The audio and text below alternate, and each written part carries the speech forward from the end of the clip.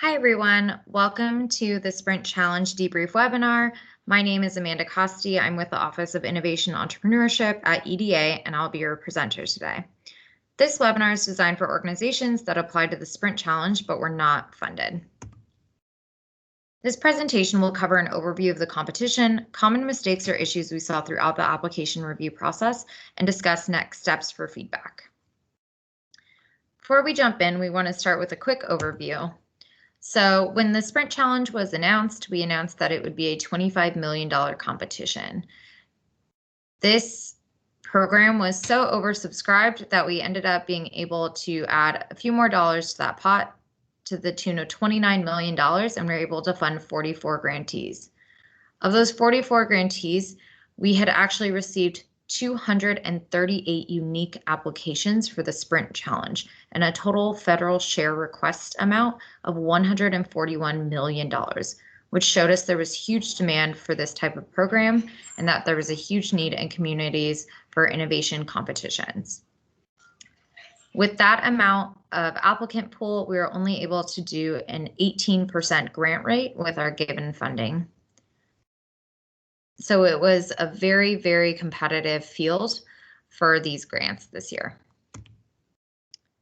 Next, I want to talk to you about technical review. So before we review the merit of a proposal, we have to determine whether the applicant's entity type, project funding, proposed scope of work meet the minimum requirements to be eligible for the competition. So let's look into some of those common issues we saw there. The first issue we saw was with match. The most common error here was just being short on match. As a reminder, the match rate was 80-20 of total project budget. So a quick reminder to check your numbers. Next was commitment letters. To validate the match, we ask that you submit letters of support demonstrating the commitment, whether in kind or cash, of that match being committed, unencumbered, and available for the project. The biggest issues we saw here were that the letters were just missing or they were unclear about the commitment of the match. Next issue we saw was eligibility. We have eligibility criteria clearly laid out. So there were a few organizations that did not qualify as an eligible entity. As a reminder, we cannot fund startups or individuals directly. Next was letters of support. There are certain types of organizations, in order to meet eligibility criteria, they must submit a letter of support from a political subdivision of a state. And we need those letters help verify eligibility. So what that means is it needs to come from a governing body, like a mayor, a city manager, county official, etc. Some of those were missing as well. And next, and finally, when technical review trends we saw was CEDS alignment. As a reminder, CEDS stands for Comprehensive Economic Development Strategy. CEDS is an economic development planning document put out by your local economic development district, your EDD, discussing regional strategies.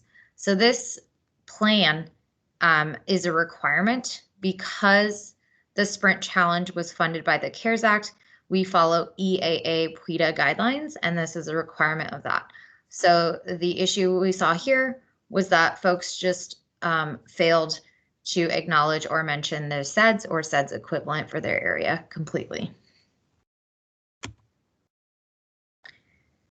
Next, we're going to jump into merit review. So this is where your application is reviewed and scored across the 6 evaluation criteria. So we're going to walk through each of those 6 criteria one by one and talk about common issues we saw amongst each of the criteria.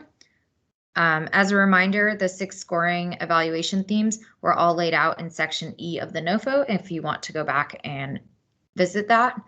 And as a reminder, they're all equally weighted, so it was important that you put equal weight behind each of them in your application. Before we jump into the 6 evaluation criteria, I want to spend a second talking about program alignment. So the Sprint Challenge's goal was to enable regional innovation economies to rapidly address the economic, health, and safety risks caused by the coronavirus pandemic through entrepreneurship and innovation. So we were really looking for projects that were going to do that.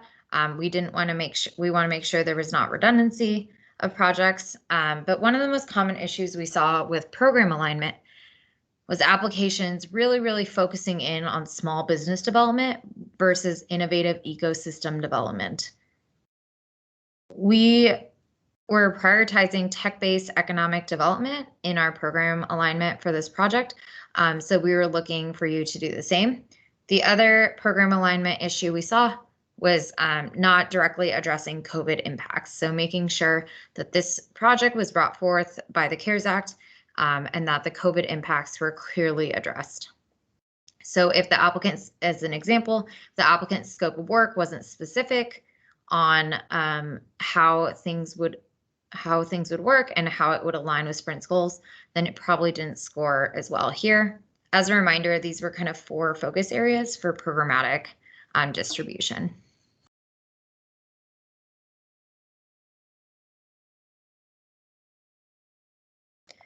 The next, we're going to jump into the 6 criteria, again, as found in section E of the NOFO. The first of the criteria we're going to talk about is project support and connectivity. What that means is this criteria is really about connecting with your regional project partners. Apps that didn't score well here were often operating in isolation or often were unclear on the project partners' roles within the project, or we couldn't decipher.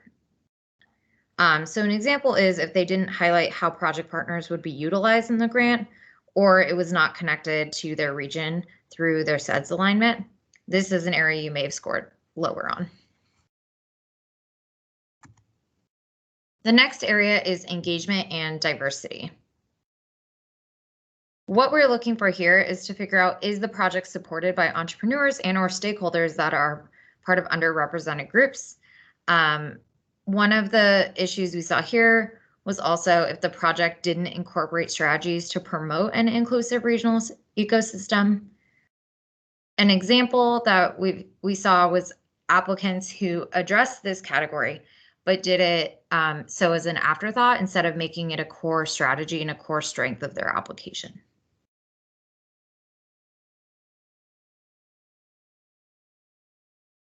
The next criteria is economic and innovation impact.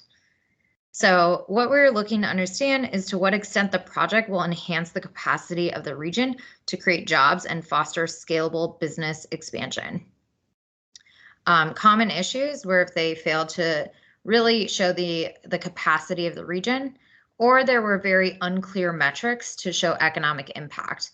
We really wanted to understand what the problem was, the economic problem was, and how your scope of work and your proposed solution were to address it, and making sure that that impact was clear and viable for your region.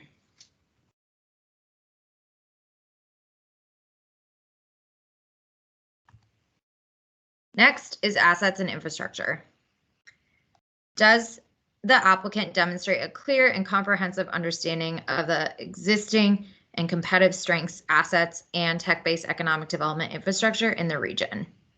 So if it was unclear, again, operating in isolation, but really we're looking for applicants who had very strong proposals of how to leverage what was in their existing area.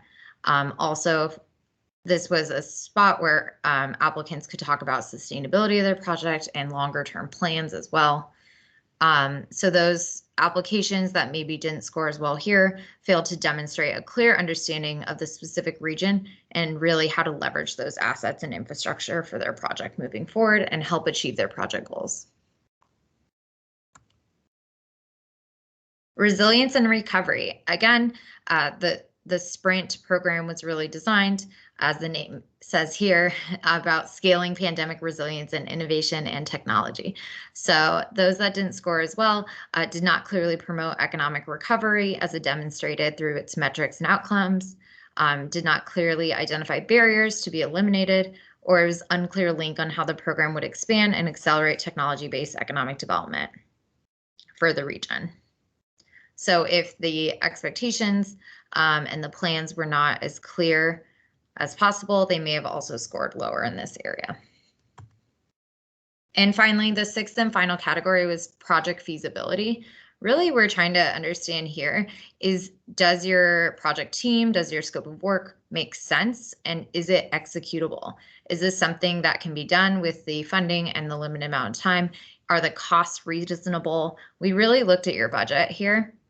In looking at an example here that some applications may not have scored as well was if they had an insufficient description of the momentum behind the project and discrepancies between budgets listed on their application. So again, everybody make sure to double check your math.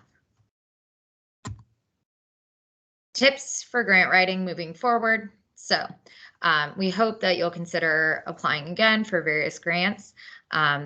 We'll talk about that in a second, but for your next grant, a few tips that we've seen help out are, the first is to start conversations with your project partners early, really to gain a clear understanding of what your region's needs are so you can make that case and come up with a solution that's really going to address it and engage partners and facilitate that project connectivity. Second quick tip is have an external partner read your full application, including your budget, for clarity. If we can't understand what you're trying to say in your project narrative, we are not going to be able to probably score it as well if we don't understand the true intention. So making sure you have a very, very organized project narrative and having an external person who may be familiar with your organization or your industry, but maybe not directly involved in the project, give you feedback and make sure that they fully understand what is going on might be a helpful tip as well. Next, again, check your math across your entire application, your budget narrative, your SF424A, your SF424. There's a lot of budget forms and we want to make sure that it all adds up. Again, if the numbers don't make sense, it's probably not going to score very well. And finally, please use us as a resource. We put out tools and resources. We have made some checklists to make sure that you're not missing anything. We have initiated webinars. We have templates to help with your budget. We have made tutorial videos on challenging forms and the nuances of filling out some of those forms. So please do take advantage of those. They're all listed on our website. And finally, if you have a question, feel free to reach out to us and ask us. We're happy to help. So now what you're here for is next steps. So congratulations, you already achieved the first step to get further feedback. So those who would like further feedback on their application, we're happy to set up a one-on-one call with somebody from our office, the Office of Innovation Entrepreneurship. However, we have a few steps to make sure that you're prepared for this call. So the first is to watch this debrief webinar. So you've already achieved that. The next is we ask you to go back and read your proposal that you submitted in its entirety, including its budget. When you're doing that, we ask you to evaluate your application for strengths and weaknesses. So we would like you to write out your strengths and weaknesses as you evaluate your own application to see kind of what your perspective on it is after looking back at it. I know it's been a few months since you've probably read it or written it, so it's important to kind of look at it with fresh eyes.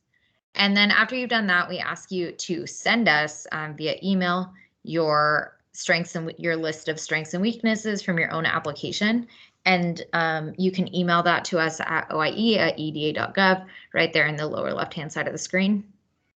And then we will happily email you back with times to set up a one-on-one feedback call with one of our team members.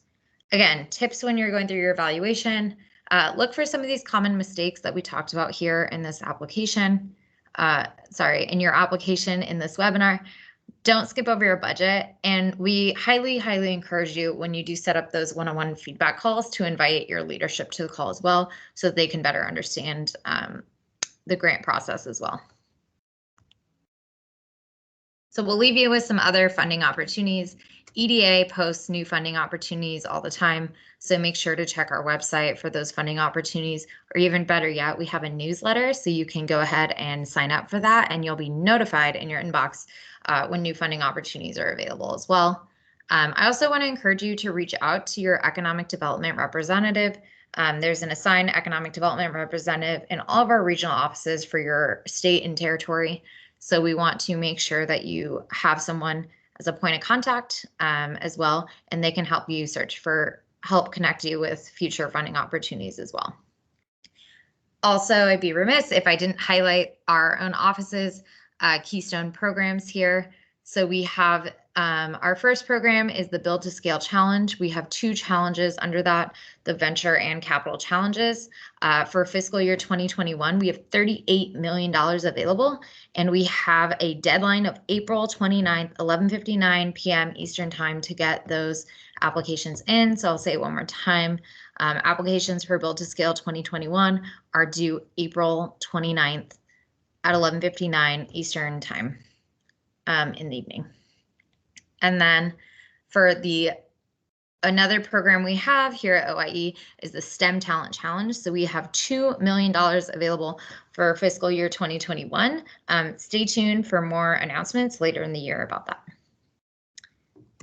Otherwise, thank you all for attending this webinar, and our contact information is there for any other questions.